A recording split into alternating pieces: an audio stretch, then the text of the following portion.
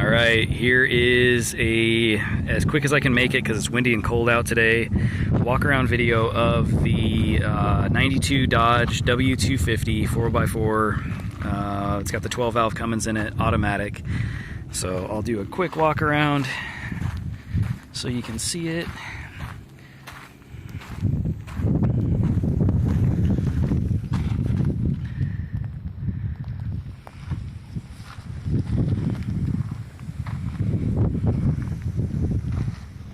This bedside looks like it's been repainted, and actually back here you can see it. I didn't see it when I bought it, but you can see the Bondo cracks right there. So this bedside, that's why it's shinier. It has had some repairs done. So amazingly, power door locks work, power windows work, dash is in one piece, and the interior in this one is actually in really nice shape. So everything's there. It's got a brake controller. I've never towed anything. Yeah, you gotta be smarter than the seats. Oh, there it is. It's got the jumpers in the back. That's off the running board on that side. The running boards, the Nerf bars are welded on. I was gonna take them off, but if you looked at my other video, you know that I'm selling this and that Dodge because I bought a Toyota Tundra. So I think the power mirrors work on this one too. So here's the rear end. The guy before me had a bunch of work done. There's tons of receipts on this thing. He had new leaf springs put in it. I mean, you just have to go through the file to see what's been done to it. I drove it from Flagstaff. Sorry if it's hard to hear. It's super windy out here today. But I drove it from Flagstaff about a month ago, which is a 3-hour drive, and it did. This is terrible too. Somebody spray painted it. I don't know why people do that. I drove it 3 hours, and it drove 70, 75 fine. But it, the front end, it's got a bed liner. I looked under this bed liner. It's nice underneath the bed liner too. The front end, I'll get to that in a minute after I get the inside here. So there's that. The seat, somebody did a fancy repair on it, but it's actually, for what it is, with 283,000 miles, the interior is actually in pretty nice shape for this one.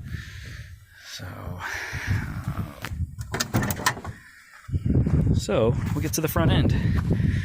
So there's been a bunch of front end work done on this. If you get to the receipts, I think there's $2,000 or $3,000 worth of front end work that was done. But the one thing they didn't do is the dang kingpins or the ball joints. So the tires sit like you have a camper kit.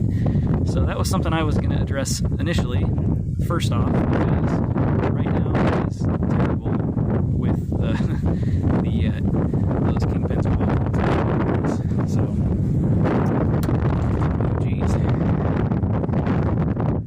So nothing fancy, nothing cleaned up, just an old 12 valve.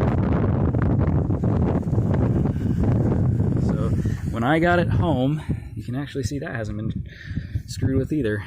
When I got it home, the idler, the next day, the idler pulley started to squeal. So when I start this thing, you're going to hear a squeal. It's that stupid idler right down there, because I sprayed a little bit of lubrication on the bearing in it, and it quieted it down, but that worked for about 30 seconds. So we'll fire the thing up. Glow plugs work. It takes a minute. You can see all those lights come on. Oh, the radio works. It's got aftermarket radio. Fancy, huh? All right. And there's the squeal.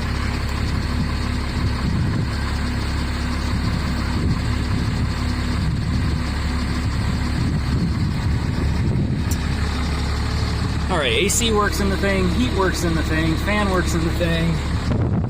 Get under here, look at it.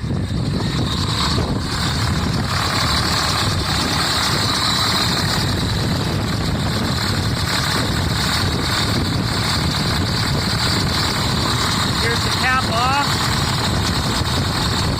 Cap's sitting there. You can see that, trying not to get hit by the fan.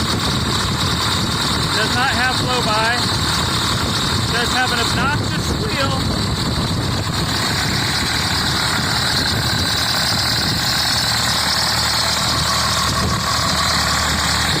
really annoying. It's like $70 for a new one.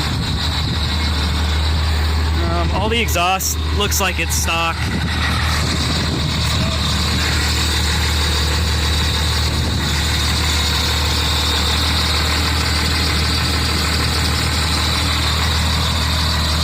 So, I'm gonna go turn it off. Hope that gives you a good idea of what it's all about. Sit inside, so hopefully you guys can hear. Okay, jeez. Let me close the door. Okay, so I bought this truck in, I want to say late November of 2021. And the guy that I got it from had a pile of receipts. I'll just pan around as I'm talking, which was pretty impressive. I mean, there was thousands and thousands of dollars spent on this truck with drivetrain stuff, front end stuff, you name it. So I never saw the truck. He drove it from Phoenix up to Flagstaff to show me. That was his second place that he lived. And as soon as I got in the truck, it was night when I bought it, of course, which never buy a truck at night because nobody's going to make a nice video like this to show you the good and the bad. Typically people are dishonest, and this dude, I feel like he was dishonest. So never disclosed, and this is partially my fault. I'm an idiot. I just found this out today when somebody else asked me about it, but the title is Rebuilt, which is super discouraging, but I've had 15 or 20 of these. One of them got rear-ended, or not rear-ended, but somebody backed up into it with a boat prop. And just the damage to fix the grill and the hood, the insurance company wanted to salvage title the thing. So pretty common on older trucks. I think that it's probably the bedside I showed you on the passenger side is probably why this thing's salvaged, but I don't know. You could probably pull up a Carfax. I have no idea. So the front end definitely needs to be addressed. There's no doubt in my mind, like, I wouldn't drive this thing out of town. So I made it from Flagstaff to Lake Havasu, which was probably, I think it's 250 miles. And like I said, I drove 70, 75 the whole time. My fiance was following me. She said it wasn't doing anything weird, didn't look weird, other than the front end just got super gnarly with those kingpins or ball joints. And I was going to get those fixed. So, I paid $9,000 for the truck. It was advertised on Marketplace for $12,000. Talked to the guy, did a video call. He showed me it didn't have blow-by. He was pretty transparent when it came to the whole thing. So I appreciate that. Failed to mention the rebuilt title, which is kind of, I guess, a big deal if you're concerned with that. And a few other things, like the front end, it was definitely an issue. And again, it's my fault. It was night. It was freezing cold up in Flagstaff, so I wasn't going to roll around underneath this thing and really look too closely. I couldn't see the Bondo that was in the bed of the thing. So, but, you know, I've had plenty of these to know what they're worth. So I paid $9,000 for it. I'd like to get somewhere near $9,000 for it. I don't want to go backwards on it. Clearly, that's never an objective of buying a vehicle. But, yeah, so if it's something you're into, or if you have any other questions and want to see anything else, I will do what I can to make a video or pictures or whatever. So the window going up and down, typical. Look at that, they actually work. And then door locks work. I'm trying to think of what else I could show you. I've never checked the windshield wipers, so radio obviously works. It's annoying. AC and heat, I have had both of them on. The heat I drove with at home. The AC clicks on, you can hear the compressor on. Obviously it's cold outside, so I can't confirm that it's blowing cold, but the AC compressor's on. So yeah, I don't know much else about it other than I'm going to sell that old girl over there and this one here, because I bought, you can barely see the top of it right there, I bought a new Tundra, and it kind of serves the purpose of both. It's four-wheel drive. It's big enough to haul the kids and the family around, so I'm going to get rid of my first gens. I've had enough of them. I'm kind of done going down this road for now until I can find one that's really fully sorted. I was planning on using both of them for construction at the property here and stuff like that, and I need to just get the RV garage built, find one that's sorted and just needs little cosmetics here and there, because I'm tired of wrenching on these things. So yeah, if it's something you're interested in, like I said, leave me a message on here. I will have this one listed probably in the next week. It's New Year's Day 2022 today, so it'll be on Mojave County Craigslist in Arizona. The truck is located in Lake Havasu City, Arizona. I never titled this one in my name. It's titled in the previous owner's name. He owned the thing, I think, since like 08. He owned it for a number of years. But title's a rebuilt title. It's signed off by him. It's notarized, so it's ready for a new buyer. There's a stack of paperwork with thousands and thousands of dollars worth of receipts in there for you guys. I'm trying to think of what else. Oh, if for some reason you do look at this video and it's something that you're going to ship, I will meet with the shipper. It happens all the time. I've bought and sold a bunch of these. So as soon as I'm paid in full, and as soon as you guys line up the freight, I'm not paying for freight, but the freight company can get a hold of me, and I usually meet them at the gas station that's literally 3/4 of a mile down the road.